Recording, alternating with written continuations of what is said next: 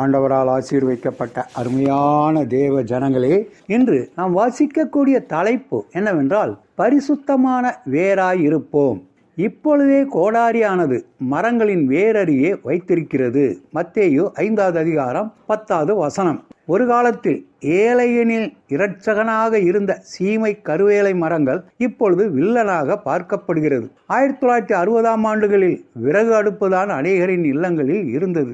Case அடுப்புகள் யார் வீட்டிலும் அப்பொழுது இல்லை. இதனால் உபயோகமுள்ள மரங்களையும் காடுகளையும் மக்கள் வெட்டி அழிக்க ஆரம்பித்தனர். இதை தடை செய்ய அப்பொழுது முதலமைச்சர் திரு காமராஜர் அவர்கள் ராமநாதபுரம் மாவட்டத்தில் சீமை கருவேலை மரங்களின் விதைகளை ஹெலிகாப்டர் மூலம் தூவினார்கள்.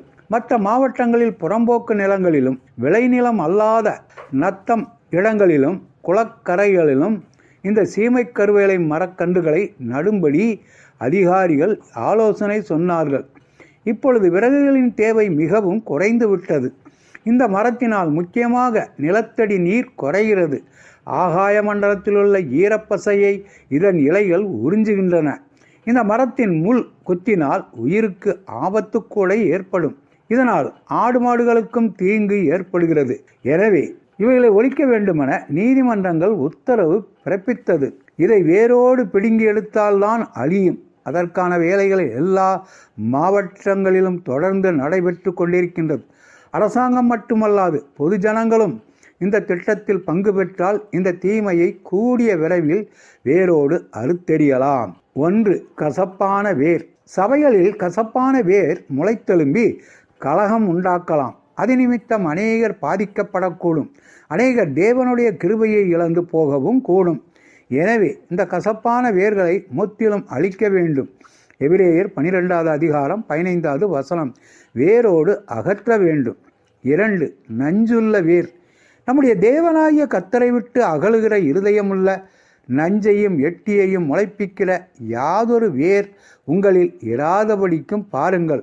உபாகமம் 29வது அதிகாரம் 18வது வசனம். மரத்தை வெட்டிவிட்டு அதன் வேரை விட்டு வைத்தால் மீண்டும் முளைத்து வந்துவிடும். அதுபோலத்தான் தேவனுக்கு விரோதமான கர்த்தரை விட்டு விலகும் எண்ணங்கள் வேரோடு அறுத்தெறியப்பட வேண்டும். 3. பரிசுத்தமான வேர். கசப்பான வேர், நஞ்சுள்ள வேர் ஆகியவற்றிற்கு பதில் பரிசுத்தமான வேராக நாம் இருக்க வேண்டும். வேண்டாம் என்று அகற்றப்படக்கூடிய வேர் நாம் அல்ல. வேரானது பரிசுத்தமாய் இருந்தால் கிளைகளும் பரிசுத்தமாய் இருக்கும். ரோமர் 11வது அதிகாரம் 16வது வசனம். சபையில் நீங்கள் எப்படிப்பட்ட வேராக இருக்கின்றீர்கள்? கோடாரியானது மரங்களின் வேரருகே வைத்திருக்கிறது. மத்தேயு 3வது அதிகாரம் 10வது வசனம். இதோ வீணாக வெட்டப்பட்டு போக வேண்டாம். பரிசுத்தமான வேராக இருந்து திருச்சபைக்கு ஆசீர்வாதமாக வாழுங்கள். தேவன் உங்களை ஆசீர்வதிப்பாராக. இன்றைய வாக்குத்தத்தம், நீ அழ வேண்டாம். இதோ யூதா கோத்திரத்து சிங்கமும் தாவீதின் வேருமானவர் ஜெயம் கொண்டிருக்கிறார். வெளிப்படுத்தல் 5வது அதிகாரம் 5வது வசனம். ஆண்டவர் தாமே நம் அனைவரையும் ஆசீர்வதிப்பாராக. ஆமேன்.